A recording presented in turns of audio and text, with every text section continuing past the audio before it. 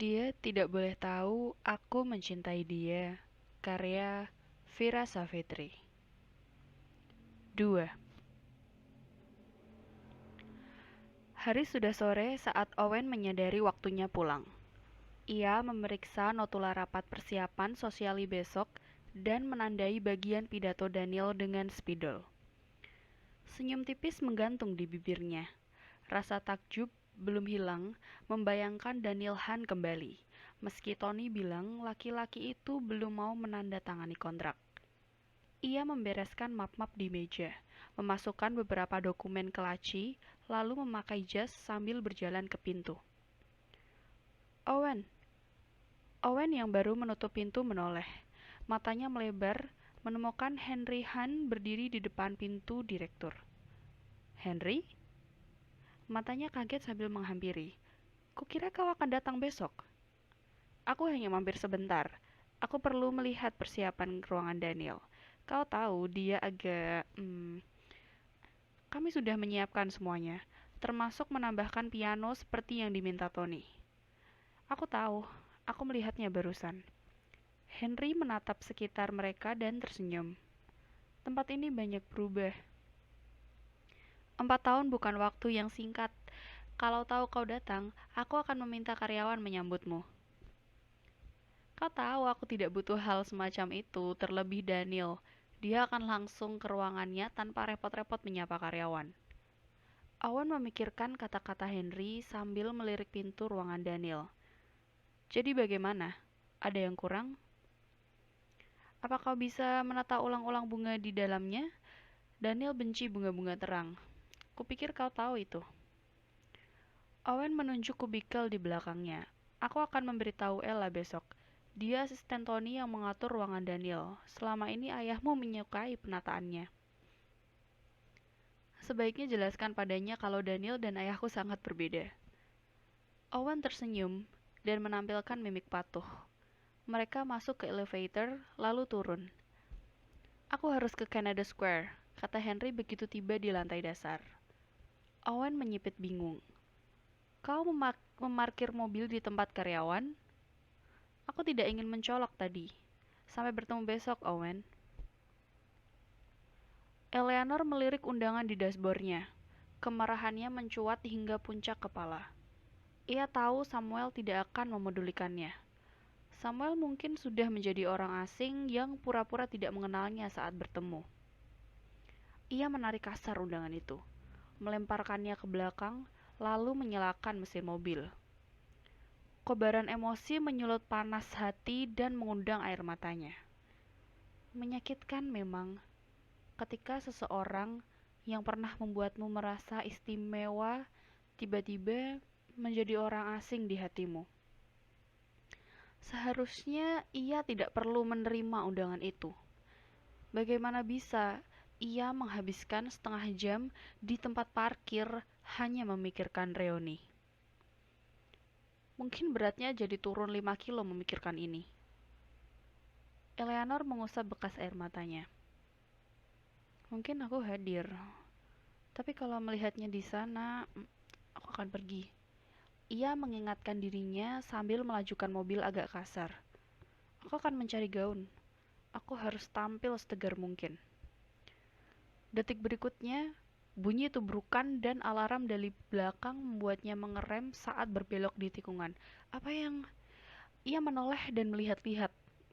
Ketakutan segera mengaliri darahnya dan membuatnya gemetar. Oh tidak, desahnya hampir menjerit. Kedua alisnya terangkat melihat bumper belakangnya baru saja menyerempet mobil. Eleanor membelalak dan hampir terlonjak dari kursi. Bloody hell, apa itu Lamborghini? Pandangan kaget Eleanor berubah ngeri melihat cat putih mobilnya menggores tubuh mobil abu metalik yang kini mengapit mobilnya yang menikung di lorong. Pikiran tentang reuni menguap seketika.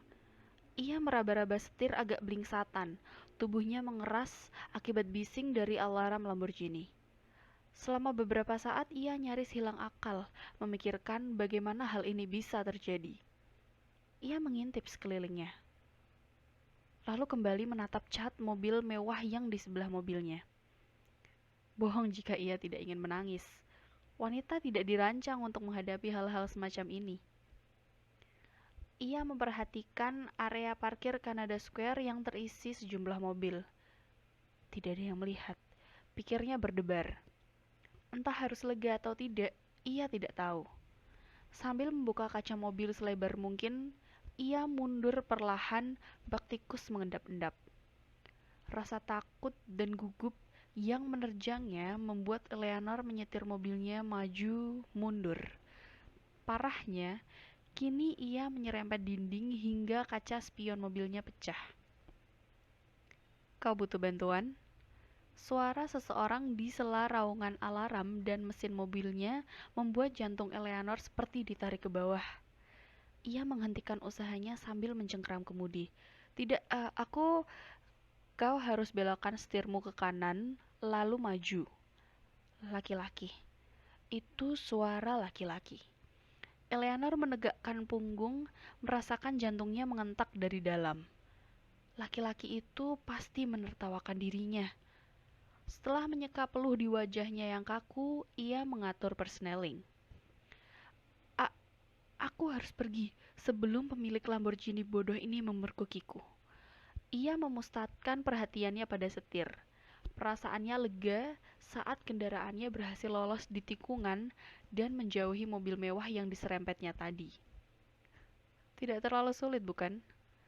Senyum jengah mencuat di bibir Eleanor. Ia menampilkan kendaraannya. Ya, kupikir aku akan semakin menghancurkan mobilku barusan. Syukur kau. Mendadak senyum dan kalimatnya lenyap begitu menoleh dan mendapati laki-laki yang berdiri di belakang mobilnya. Tubuh tegap menjulang, rambut coklat gelap, berpangkas tak terlalu rapi, kulit krem kemerahan. Sambil mengamati penampilan laki-laki itu, Eleanor mencoba meredakan detak jantungnya yang tidak keruan. Ia seperti pernah melihat laki-laki ini. Apakah laki-laki itu karyawan Hand Group? Kalau iya, jujur saja, dengan fisik seperti itu, potret laki-laki asing ini seharusnya mengisi salah satu billboard di Piccadilly Circus dalam ukuran 25 kali 5 meter dan berhias LED. Kau baik-baik saja? Eleanor berpaling ke setirnya. Ya, tentu. Ia merasakan sepasang mata hitam mengintainya di balik senyum misterius laki-laki itu. Kau sebaiknya keluar dan melihat kerusakan mobilmu. Tidak perlu. Agak malu dengan nadanya yang kurang bersahabat, Eleanor cepat-cepat menambahkan. Aku harus pergi sebelum pemilik mobil itu kembali dan memarahiku. Dia tidak akan memarahimu, kau tenang saja. Eleanor tertawa kering. Oh ya? Dari mana kau tahu? Karena itu mobilku.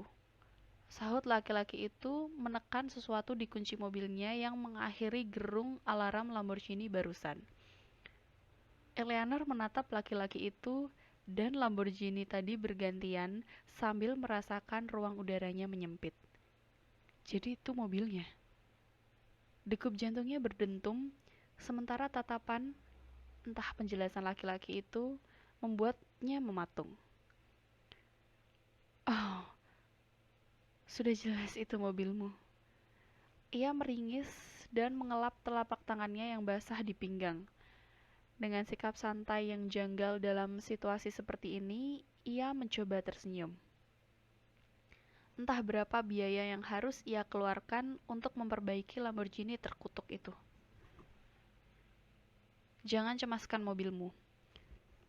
Laki-laki itu mengeluarkan dompetnya mencari-cari sesuatu. Ia lantas maju dan menjulurkan kartu ke arah Eleanor. Ini alamat salah satu bengkel terbaik di sini. Pemiliknya kenalanku.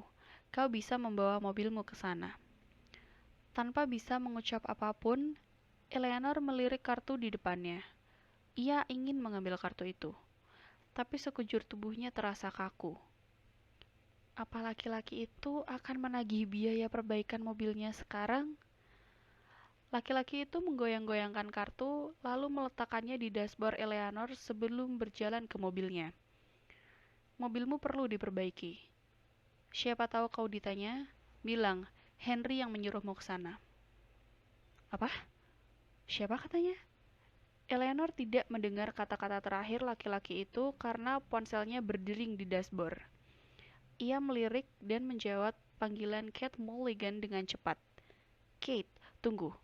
Aku akan menghubungimu 5 menit lagi, jawabnya berbisik. Melihat laki-laki itu kembali menatapnya, Eleanor buru-buru menurunkan ponsel ke pangkuan.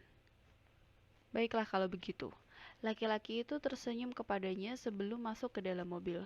Sampai bertemu besok. Tak lama setelah Lamborghini itu melaju, meninggalkan tempat parkir, Eleanor meraih kartu yang hanya berisi alamat bengkel dari laki-laki tadi. Besok?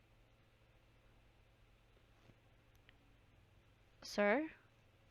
Daniel otomatis membuka mata dan menegakkan posisinya di sandaran mendengar George. Gerakan tiba-tiba itu langsung membuat persendiannya ngilu dan otot-ototnya protes. Apa kita sudah sampai? Ia memeriksa sekitar. Kali ini, ia tidak melihat kemacetan menjelang Paskah mengimpit mobilnya. Tepat di Wharfside, sir, dan kalau aku tidak keliru, sepertinya aku melihat mobil Tuan Henry melintas. Mendengar Daniel terbatuk, George menoleh dan bertanya agak hati-hati. Anda yakin baik-baik saja? Daniel tidak menyahut, melainkan mencari ponsel menghubungi Henry. Di mana kau? Tanyanya begitu Henry mengangkat telepon. Baru saja keluar dari hand group. Kau tidak menungguku? Protes Daniel. Temui aku di Brewdog. Daniel memberengut dan memutus panggilan. Kita ke penthouse sekarang. Setelah itu bawa aku ke Brewdog. Anda yakin tak ingin singgah? Mr. Chapman dan Mr. Graham biasanya masih di kantor. Cukup antar aku ke penthouse. Setelah Daniel tidak sabar. George mengangguk-angguk. Detik berikutnya, pria tua itu menyahut lagi. Ah, mobil Miss Swan, sir. Sungguh suatu kebetulan. Daniel melirik sopirnya agak sinis. Siapa katamu? Miss Swan, sir. Eleanor Swan. Sopir itu menunjuk Mini Cooper yang baru melintas di samping mobil. Dia asisten ayah Anda, tapi mulai besok tentu dia menjadi asisten Anda. Anda melihat mobil putih barusan, sir? Aku tidak buta, George. Sopirnya berdeham. Maaf, sir, aku tidak meragukan itu. Ayah Anda sangat menyukainya. Aku yakin Anda pun begitu. Daniel menatap sopirnya dengan alis terangkat. Sedikit terkejut dan tidak mengerti kenapa sopirnya memberi perhatian istimewa kepada gadis itu dan berpikir bahwa ia peduli dengan hal semacam itu. Kita sebaiknya pergi sekarang. Setelah Daniel muram. Tatapannya terpaku keluar jendela, mengabaikan kejengkelan terhadap sopirnya. Setelah meninggalkan hand group, ia mengintip sopirnya lagi sambil mengetuk-ketukkan jari di pegangan pintu. Daniel bukannya tidak suka berbicara dengan George, tapi jika itu tentang asisten wanita, ia tidak senang membahasnya dengan siapapun. Ia memiliki keraguan dan banyak pertimbangan. Di mana Tango? Daniel menjawab sambil duduk. Aku meninggalkannya di penthouse. Ia menatap adiknya dan balas bertanya. Jadi, bagaimana hand group? Apa kau tidak bisa berbahasa basi sedikit? Kau bisa menanyakan kabar sebelum menanyakan sesuatu seperti urusan kantor. Sampai kapan kau di sini? Kedua alis Henry terangkat. Memangnya kenapa? Kau tidak suka melihatku?